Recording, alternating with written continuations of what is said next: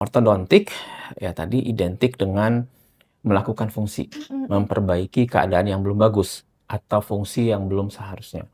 Bisa fungsi bicara, fungsi estetik, fungsi pengunyahan, dan seterusnya. Dan ujung-ujungnya kesehatan Iya. manusia sejak dia masa baru lahir, masa kanak-kanak, sampai nanti di usia dewasa. Kenapa? Emang baru lahir bisa dibehel, dok? Perlu dibehel? Oke. Setiap manusia itu lahir dengan keadaan unik.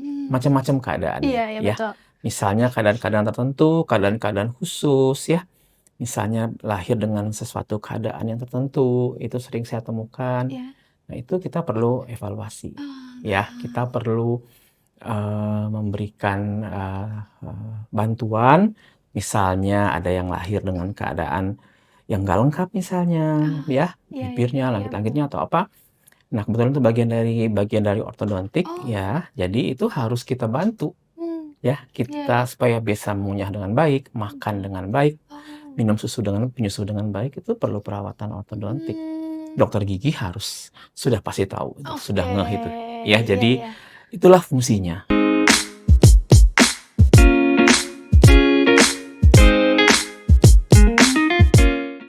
Hai, welcome back to FTOT Podcast. Bareng aku Haunan, di episode kali ini kita bakalan bahas sesuatu yang lagi tren banget nih di kalangan Gen Z, tentang pemasangan behel gitu. Nah, pemasangan behel ini tapi bukan pemasangan behel yang biasa, tapi behel abal-abal nih guys. Nah, mungkin juga banyak yang mikir kalau misalnya behel itu cuman buat gaya atau yang penting murah aja. Padahal kan itu bisa jadi resiko yang ngerusak gigi dan mulut gitu.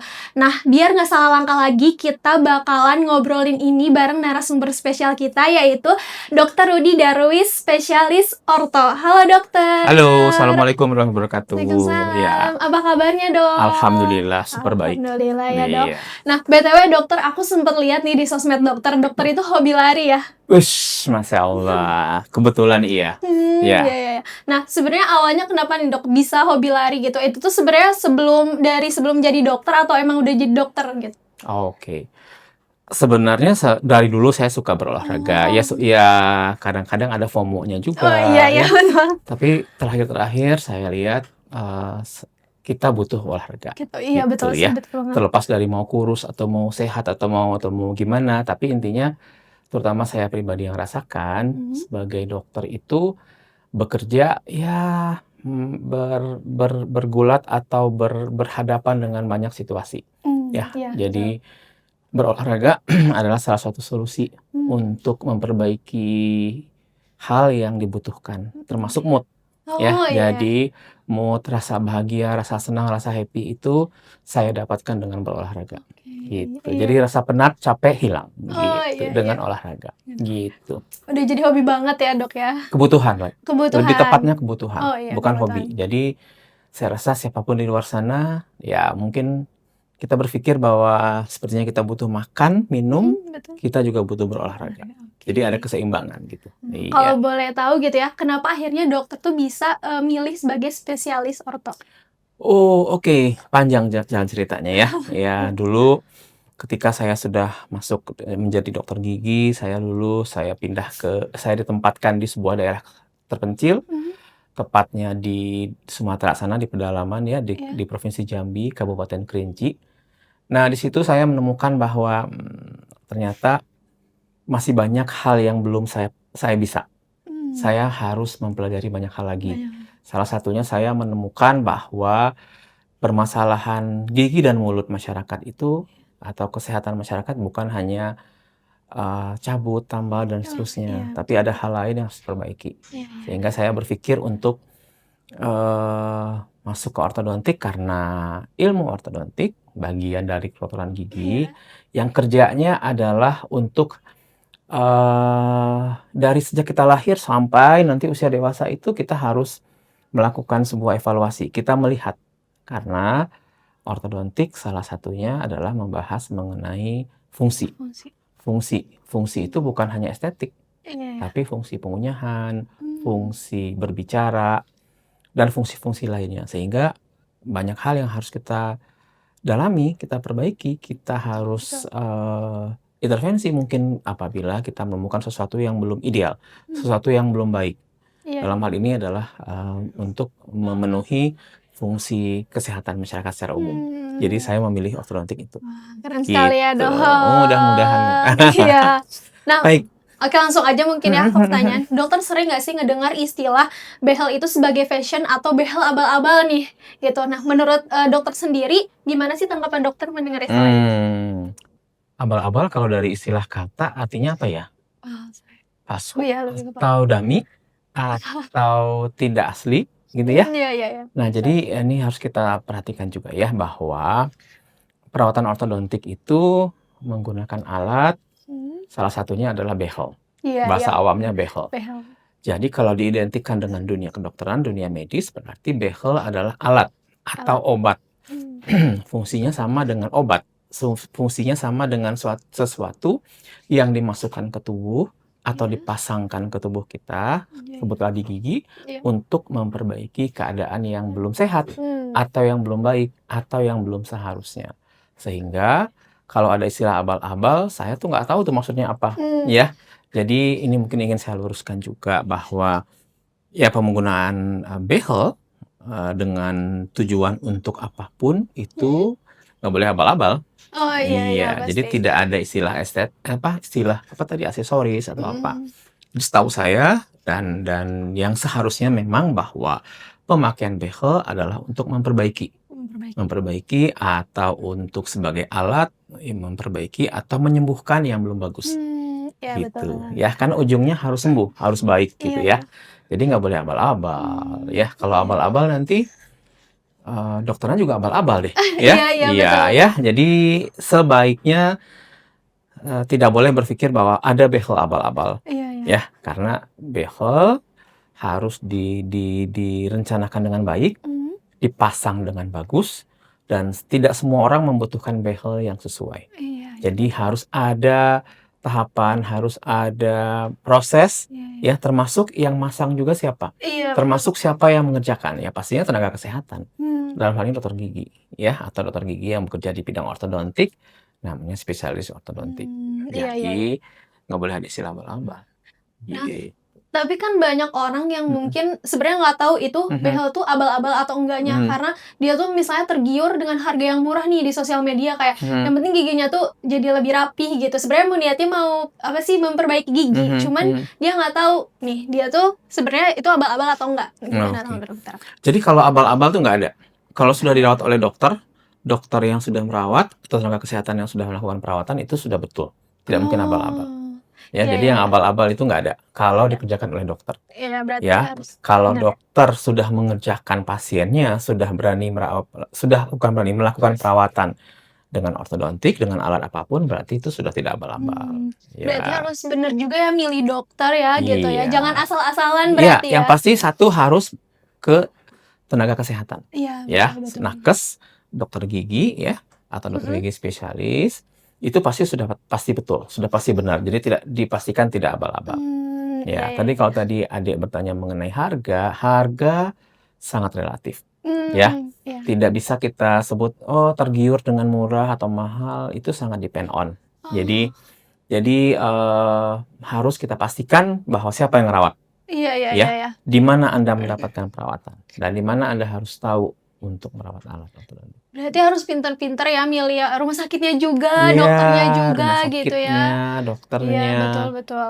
Nanti juga dokter pasti akan menjelaskan alatnya apa yang dibutuhkan untuk kasus kita. Itu sangat relate, sangat penting ya. Itu suatu prosedur yang pasti akan dilakukan oleh dokter. Oke, Gitu. nah boleh nggak sih dok spill gitu, dokter kayak pernah nanganin pasien yang kasus giginya tuh parah banget pas di behel gitu. Baik, jadi saya cerita dulu deh. Ortodontik ya tadi identik dengan melakukan fungsi, memperbaiki keadaan yang belum bagus atau fungsi yang belum seharusnya. Bisa fungsi bicara, fungsi estetik, fungsi pengunyahan dan seterusnya, dan ujung-ujungnya kesehatan manusia sejak dia masa baru lahir, masa kanak-kanak, sampai nanti di usia dewasa. Kenapa? Memang baru lahir bisa di behel, dok, perlu di behel. Oke. Setiap manusia itu lahir dengan keadaan unik. Macam-macam keadaan. Iya, betul. Misalnya keadaan-keadaan tertentu, keadaan-keadaan khusus ya. Misalnya lahir dengan sesuatu keadaan yang tertentu, itu sering saya temukan. Iya. Nah, itu kita perlu evaluasi ya. Oh. Kita perlu memberikan bantuan.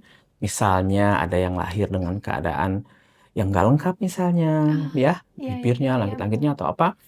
Nah, kebetulan itu bagian dari ortodontik Oh, ya, jadi itu harus kita bantu mmm, ya, iya kita iya. supaya bisa mengunyah dengan baik, makan Betul. dengan baik, Oh, penyusu dengan baik, itu perlu perawatan ortodontik. mmm, Dokter gigi harus sudah pasti tahu itu, sudah oke, ngeh itu. Ya, iya jadi iya. itulah fungsinya ya. Kemudian juga nanti pada keadaan lain ya sudah, kita ada 2 fase ya, fase gigi anak-anak, Iya? ada fase gigi dewasa. Dan ada nanti pertengahan antara gigi dewasa dan anak namanya fase gigi campuran Mmm, atau mixed dentition. Nah, itu juga perlu kita amati terus. mmm. Terutama yang penting adalah fungsi rahang, keadaan rahang. Oh, iya iya Karena iya, gigi betul itu kan tumbuh di rahang ya. betul. Jadi kalau rahangnya nggak bagus, giginya Giginya juga juga pasti nggak akan iya iya, bagus. Nah, fokusnya kemana dulu? ke Kita lebih baik memperhatikan atau memperbaiki dan mencegah. mencegah Supaya iya, nanti kalau udah gedenya nggak perlu dibehel lagi. iya iya Jadi iya, dari awal, oke. itu Tapi ya. kan banyak banget nih ya, Dok, yang nggak Mhm, aware nih sama mhm, kesehatan gigi gitu, dari mmm, kecilnya. Nah, gimana mhm, nih tanggapan mhm, dokter? mhm, mhm. Ya itu ya harus ya, jadi mungkin ini adik-adik calon-calon ibu semua ya nanti ya, ibu-ibu harus harus peduli dengan Iya, kesehatan. Itu tadi sejak lahir. betul. Oke, baru aja kita punya anak dan giginya tumbuh misalnya, ya kita Iya, lihat nih, wah giginya bagus, ya dikasih Allah tuh giginya bagus, baik gitu ya. Tapi kalau nggak dirawat kan jadi jadinya iya, jelek ya, jadi harus kita perhatikan. Sejak dia mulai sebenarnya semenjak dia sudah bisa makan, mengunyah, mhm, apalagi makanan yang non ASI itu, mhm, makanan-makanan padat tuh, berarti sudah ada sesuatu yang masuk ke mulut melalui gigi, ya. Nah, itu gigi sudah berfungsi, oh, rahang sudah berfungsi, mulut sudah berfungsi. Jadi ibu, orang tua, siapapun itu harus peduli dengan itu. iya, Kalau sudah ada yang masuk ke rongga mulutnya, berarti sudah ada yang nempel. Nah, itu sudah harus aware. oh, Itu dari awal ya. Nanti kalau tahapan berikutnya juga begitu sampai ke tahap-tahap akhir, mhm, gitu. mmm. Kalau boleh tahu nih ya, Dok, Mhm, mhm. sebenarnya apa sih faktor-faktor penyebab gitu kalau, kita tuh dibehel gitu? Mmm, oke, jadi dibehel berarti asumsinya butuh perawatan. Ada yang belum bagus Oh, ya, ada yang belum sesuai, ada atau di bahasa kaminya ada yang belum harmonis. mmm, Ya, harmonis itu artinya 2 hubungan ya, yang tidak sejalan. Nah, itu belum sesuai. Jadi harus kita perbaiki, oh, harus kita betulkan. Salah satunya dokter akan ngelihat ya, kalau memang memang yang bermasalah adalah rahangnya, ya kita perbaiki dulu rahangnya. Jadi mmm, satu, masalah dengan rahang. oh, Pertumbuhannya kah? Posisinya kah? Ya, atau keadaan-keadaan tertentu yang mempersulit sehingga rahang tidak dapat berfungsi dengan baik, berkembang dengan baik. Dan pasti karena dalam rahang itu ada gigi, pasti giginya juga tidak akan dapat mmm, tumbuh dengan baik, iya iya, betul, tidak dapat berfungsi dengan baik akhirnya. Akibatnya mmm, mengganggu satu, fungsi, nggak bisa ngunyah dengan baik. fungsinya ya, Ya, bayangin kalau gigi kita nggak lengkap, iya atau ada sih, bolong aja, iya, pasti nggak akan pasti enak pasti, ya. iya betul, Dua, fungsi apalagi, di situ ada berbicara contohnya. iya, Bayangin kalau kita nggak punya gigi, ya ngomongnya akan nggak bagus ya, atau posisi giginya belum baik, pasti akan terganggu ngomongnya. Dan yang oke, paling penting estetik mungkin ya. iya iya, Walaupun sebenarnya estetik tidak menjadi faktor utama sih ya, tapi iya mungkin betul di banget, demand masyarakat, kalau nggak rapi, nggak bagus tuh nggak estetik gitu. Ya padahal iya, belum tentu juga ya. Jadi mmm, itulah kira-kira, siapa yang membutuhkan, ya kita harus lihat dulu oke, ya. Jadi tidak hanya fokus ke estetik. iya iya iya, Tidak hanya fokus ke, penampilan, ya, mhm. harus diperhatiin. Iya, tapi mungkin orang-orang juga banyak yang ke penampilan karena kan senyum tuh salah satu bentuk kepercayaan diri ya, Iya, gitu kan. betul, Lagi smile is everything ya, iya, iya, betul apalagi betul. sekarang dunia sosial media harus Iya, senyum yang terbaik ya, betul betul. itu. Jadi kalau saya berpikir estetik itu bonusnya, Hmm, apa jadinya kalau hanya estetik di depan aja yang bagus, tapi di tapi di belakang belakangnya, iya, belum bagus, ngunyahnya nggak mhm, enak ya. iya.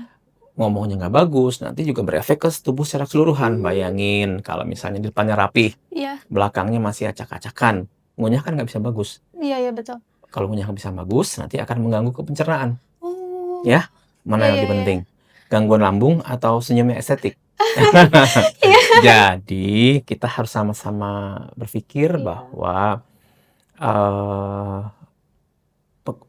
pemakaian behel, pemakaian kawat gigi yang diberikan oleh dokter gigi itu berfungsi utamanya salah satunya estetik, tapi yang lebih baik lagi, yang lebih penting lagi adalah fungsi yang lain. Oh, iya ya. Berarti Ya. sebenarnya gigi juga ngaruh ya ke pencernaan yang lainnya gitu Oh ya? iya, Sangat berpengaruh. mulut ini kan rongga mulut gerbang utama nih. Iya, betul. Ya, apapun kita masukin via mulut ya. Iya. Kemudian masuk mulut kan nggak langsung ditelan, kecuali air. Iya, Ya, betul-betul. makanan itu pertama kali diterima oleh gigi dan mulut. Iya, betul. Bayangkan kalau seandainya gigi kita belum dalam posisi yang seharusnya, sehingga pasti mengunyahnya nggak akan baik. Akhirnya yang diterima tubuh pun tidak Iya, maksimal. Iya, betul. Kan nggak mungkin langsung kalau dulu kita belajar, mungkin adik-adik di biologi belajar ya, masuk ke pencernaan, nanti di lambung diolah. Misalnya kita makan bala-bala nih, ya. Iya. Kan nggak mungkin langsung kita telan. Iya. Gitu ya. Kasihan banget lambung kita menerima bala-bala. Jadi yang diterima oleh lambung apa? Makanan yang sudah dihancurkan. Iya. Ya, sudah sedikit diolah lah. Dalam rongga mulut ini kan ada air ludah. Air ludah itu ada enzim-enzim yang membantu sehingga pada saat masuk ke lambung sudah diproses dengan baik. Sedikitnya sudah diproses sehingga lambung menerima ya tetap bala-bala, tapi sudah mungkin konsistensinya atau formnya sudah berubah. Siapa yang merubah? Mulut. Di mulut siapa yang bekerja? Ya gigi salah satunya. Di samping ada lidah, ada otot-otot pengunyahan, ada tadi air ludah ya atau saliva. Ini penting banget. Gitu. Iya, Dok. Nah, Dok, katanya nih ya, pasang behel itu emang sakitnya permanen ya. Terus setiap abis kontrol nih, kayak rasanya tuh gigi mau copot, terus emang harus makan yang lembut-lembut gitu, Dok. Itu sebenarnya mitos atau fakta sih, Dok? Terus emang sesakit itu ya pasang behel? Oh, oke. Pasti kita masukkan sesuatu ke rongga mulut, itu pasti akan ada respon dari tubuh. Ya, apalagi kalau behel itu kan berfungsi untuk menarik, menggeser, memundurkan, memajukan atau apapun. Sehingga setiap daya yang diterima oleh tubuh, jadi gini, kita tempelkan sesuatu ke gigi, alat behel, ya kan nanti dia gigi akan menerima daya, menerima tekanan lah, ya. Oleh gigi itu diteruskan ke bawahnya, di bawahnya ada saraf, ada pembuluh darah. Dan ketika ada tekanan, ada sesuatu yang menekan, akan direspon oleh tubuh kita. Wah, ada yang mengganggu nih, dalam tanda petik ya. Sehingga tubuh memberikan perlawanan dengan tadi rasa sakit. Sakit artinya ada reaksi. Ada reaksi sel-sel pada gigi. Itu yang menimbulkan sakit. Ya, cuma sakitnya itu sakit yang gimana dulu? Ya, gini, mungkin masih ingat dulu waktu gigi kita baru tumbuh, sakit nggak? Sampai ada yang demam kan? Malah kalau kata ibu kita dulu zaman dulu, oh demam, oh ya lagi tumbuh gigi. Berarti sesakit itu gigi tumbuh. Ya, sebenarnya pada saat kita melakukan kawat gigi, memperbaiki dengan kawat gigi, hampir sama sih rasanya dengan itu. Kurang lebih, tapi jangan sampai demam. Iya. Jadi artinya ada reaksi yang diterima oleh tubuh dan tubuh merespon itu dengan mengeluarkan tadi salah satunya nyeri. Rasa sakit. Ya. Tapi rasa sakit itu juga bervariasi. Ada orang yang dicubit dikit, enggak sakit. Ada yang dicubit, sakit banget, au gitu ya. Jadi respon nyeri berbeda. Ya, tapi saya pastikan bahwa dengan menggunakan kawat gigi, bahwa nyeri pasti ada. Rasa tidak nyaman ada. Tapi harusnya masih bisa ditolerir oleh tubuh. Karena nyerinya nyeri yang fisiologis kita sebutnya. Kalau tekanannya terukur, kalau daya alatnya sesuai gitu. Jadi sakitnya nggak sampai perlu minum obat. Jangan sampai nangis gara-gara di behel, ya. Jangan sampai nggak bisa tidur, itu udah nyalahin ya. Atau apalagi ada yang berfungsi bahwa nggak apa-apa dok, saya pengen di behel biar kurus, biar nggak bisa makan. Itu salah banget. Jangan ya, jangan ya dek ya. Itu kata anak muda sekarang ya. Jadi pasti ada. Nggak bohong. Jadi kalau pasien nanya, dok, bakal nyeri nggak dok? Coba saya cubit dikit. Sakit nggak? Enggak. Ya berarti kamu aman. Jadi nyeri itu sangat tergantung dari respon tubuh juga. Nggak bohong. Pasti ada sedikit rasa tidak nyaman. Tapi tergantung respon tubuh kitanya Iya, juga gitu ya. kalau alatnya betul, daya yang diberikannya sesuai. Continue kan diberikan di awal sedikit dulu, Iya, ringan iya. dulu ya. Nanti sampai satu tahap pada saat sudah beradaptasi dengan rasa nyeri itu, biasanya sudah hilang. Hanya dalam beberapa waktu saja. Iya, iya, iya. Berarti pemilihan alat juga ya. Iya, harus sesuai dengan Harus kasus. sesuai ya, oke. Mhm. Nah, terus katanya nih ya, kalau kita mau pasang behel perlu cabut gigi dulu. Emang bener ya, Dok? Iya dan tidak. Oh, Iya. tergantung berarti ya. Tergantung dari kasusnya ya. Oh, Jadi dokter gigi itu harus analisis dulu. Ya, jadi sebelum pasang behel, pasti kita analisis. Ya, iya, kita iya. lakukan serangkaian pemeriksaan. Satu, kita cetak, kita X-ray, ronsen. Iya. Ronsennya macam-macam juga, tergantung kebutuhan. Dari situ nanti kita analisis, apakah kasusnya itu membutuhkan pencabutan atau tidak. Nah, kalau memang seandainya di analisis ternyata memerlukan ruangan yang banyak, Iya. kita cabut biasanya. Ya, atau kalau tidak kita lihat di usia tertentu misalnya ya sudah 18 ke atas, kita lihat posisi gigi bungsu. Ya, gigi bungsu atau wisdom teeth bahasa awamnya ya. Nah, itu harus kita cabut biasanya. Jadi pencabutan juga sangat tergantung.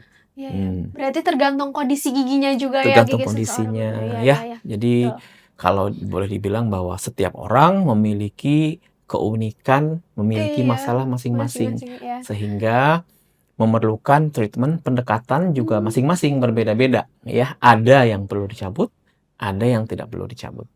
Oke. Nih, aku penasaran Dok, sebenarnya behel tuh ada macam-macamnya nggak sih? Oh, oke. Macam-macam. Iya, behel itu kan artinya alat ortodontik ya. Iya. Jadi dokter juga akan memilih, akan menentukan alat yang sesuai dengan kebutuhan. Iya. Tadi kan disebutkan bahwa alat ortodontik, sebutlah behel itu adalah alat yang membantu menyembuhkan, memperbaiki, ya, atau menghilangkan yang tadinya belum baik menjadi baik. Sehingga kebutuhannya pun berbeda. Macam-macam jenis behel. Dari behel yang paling sederhana sampai yang paling berat. Gitu ya, malah ada pada kasus-kasus tertentu ya. Nah, kita butuh sampai dioperasi. Kenapa? Karena rahangnya. Karena tadi saya sampaikan bahwa rahangnya yang belum sesuai, belum harmonis, sampai kita perlu operasi. Contohnya kasus-kasus cameh. Cameh yang tidak bisa hanya dengan kawar saja. Karena yang bermasalah adalah rahangnya. Kita harus perbaiki dengan operasi. Jadi macam-macam alatnya sesuai dengan kebutuhan. Ya, balik lagi berarti kebutuhan ya sebenarnya. Iya, bener nih. banget gitu.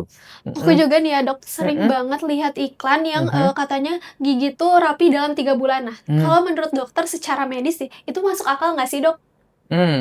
Mungkin masuk akal. Karena 3 bulan gigi sudah mulai bergerak.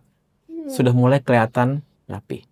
Tapi belum selesai. Belum. Iya, jadi rapi aja dulu. Yang tadinya misalnya ada celah, celahnya dalam waktu 2-3 bulan tertutup.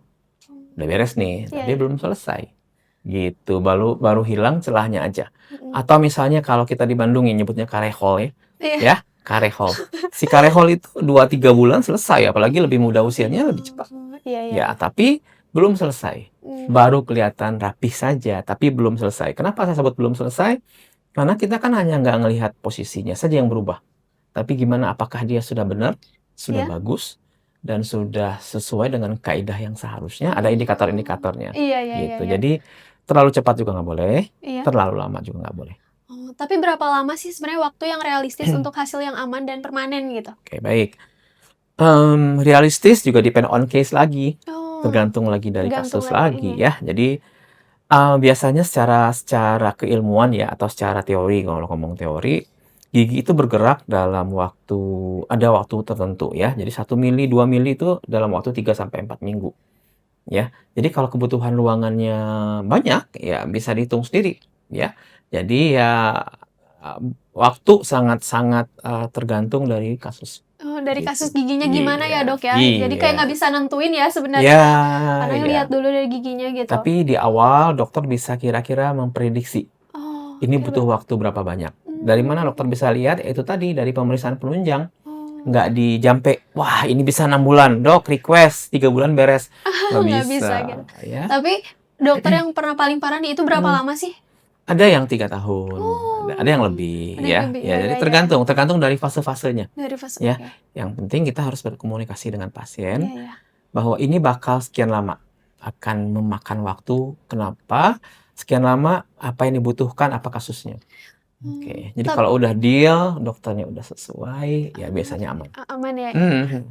Berarti cari dokternya emang balik lagi ya, cari dokternya juga harus bener lagi Iya, ya? Iya. betul sekali. Ada ya semua dokter gigi udah bisa tahu, Iya. udah bisa paham, tapi ada mungkin dokter gigi yang kasus-kasusnya yang butuh perawatan lebih intensif, lebih kekhususan, biasanya kita harus dilakukan oleh dokter gigi spesialis ortodontik. Oh, iya iya. Nah, di SGM ada nih. Iya, Ya, salah satunya dokter ya? iya. Nah, boleh cerita sedikit mungkin ya? Iya, boleh Nah, boleh di Dok. RSGM ini kami sudah melayani kasus-kasus tadi disebutnya maloklusi ya, Iya. gigitan yang belum bagus secara paripurna, secara menyeluruh. Ya, Hmm. insya Allah dari kasus yang paling ringan sampai yang paling berat pun kita sudah bisa tangani karena rumah sakit ya harus komplit ya. Iya, betul sekali. Ahlinya sudah banyak ya, yang pasti membutuhkan penanganan yang terpadu juga ya. Iya.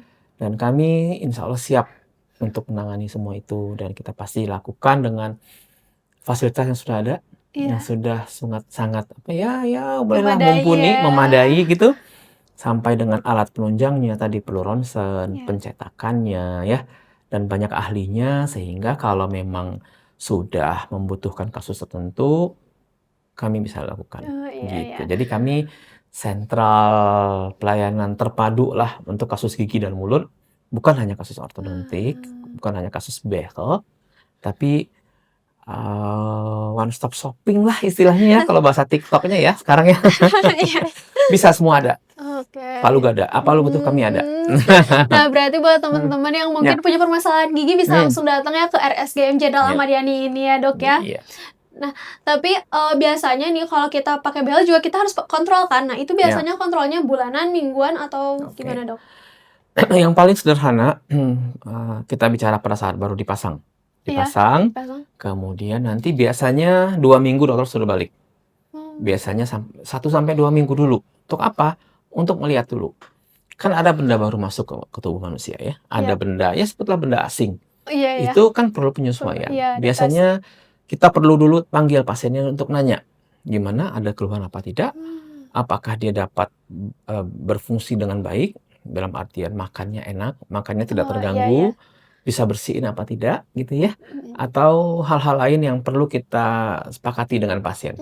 Jadi biasanya 1 sampai 2 minggu kita panggil dulu. Bukan untuk dikencengin dulu, tapi untuk evaluasi pemasangan. Oh, iya iya.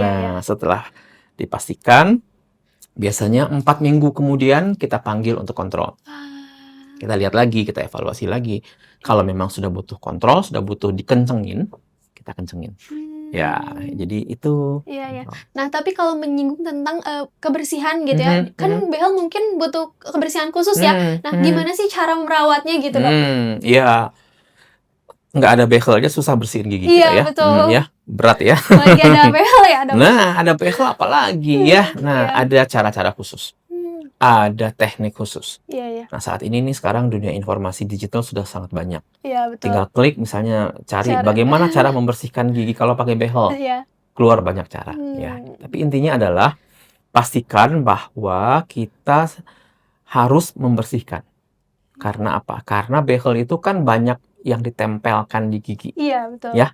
Kalau udah ditempelin itu pasti gampang nyangkut. Ya. Nah, nggak pakai behel aja kita gampang nyangkut. Ada yang nyelip di antara Iya, gigi betul, ya. Jadi betul. kalau ada behel, ada teknik khusus ya. Macam-macam caranya, mulai dari kumur-kumur aja habis makan dulu, yang kenceng ya, Iya, kumur-kumur. Kemudian nanti ada paling sederhana tusuk gigi. Kalau ada yang nyangkut bersihin. Kemudian kalau perlu nanti boleh bawa sikat gigi traveling namanya. Oh. Sikat gigi yang bisa dibawa kemana-mana. Itu sikat gigi khusus atau emang Ada sikat gigi khusus. Oh. Intinya sih sebenarnya sikat gigi. Cuma ya saat ini sudah tersedia yang khusus untuk pemakai behel atau pemakai alat ortodontik. Bisa disesuaikan dengan kebutuhan. Ya. Iya iya betul. Tapi banyak banget nih yang emang udah pakai behel tapi dia nggak aware nih, Dok, sama giginya sendiri gitu. Nah, baik. Nah, ini penting ya. Siapapun yang butuh behel, bahwa untuk mau atau bersedia, termasuk dokter dan pasiennya harus deal dulu di awal. Dealnya apa? Deal untuk mau merawat alatnya. Iya. Ya, harus aware. Jadi karena alat itu tidak mungkin bekerja automatically dipasang, dia akan otomatis bisa bagus sendiri tanpa ada perhatian, tanpa ada keinginan untuk merawat dari si pasiennya. Iya iya. Dokter gigi akan membantu memberikan informasi bagaimana cara membersihkan ya, bagaimana cara, menyikat dengan baik dan benar, bagaimana cara mengunyah kalau kita pakai behel, bagaimana cara, ya makan atau apa dengan kalau kita pakai behel. Pasti beda kalau nggak Beda, pakai iya behel. iya. Dan setiap jenis behel juga beda-beda. Ya, Iya beda-beda iya, pasti yang masalahnya iya. ya. Jadi ayo kita sama-sama deal dulu ya. Mhm. Jadi nanti dokter akan berikan informasi, pakai alat-alat khusus ya. Sebenarnya sama aja sih ya. Tanpa behel pun kita kan harus sikat gigi ya. Iya betul. Sehari berapa kali? Ayo ya.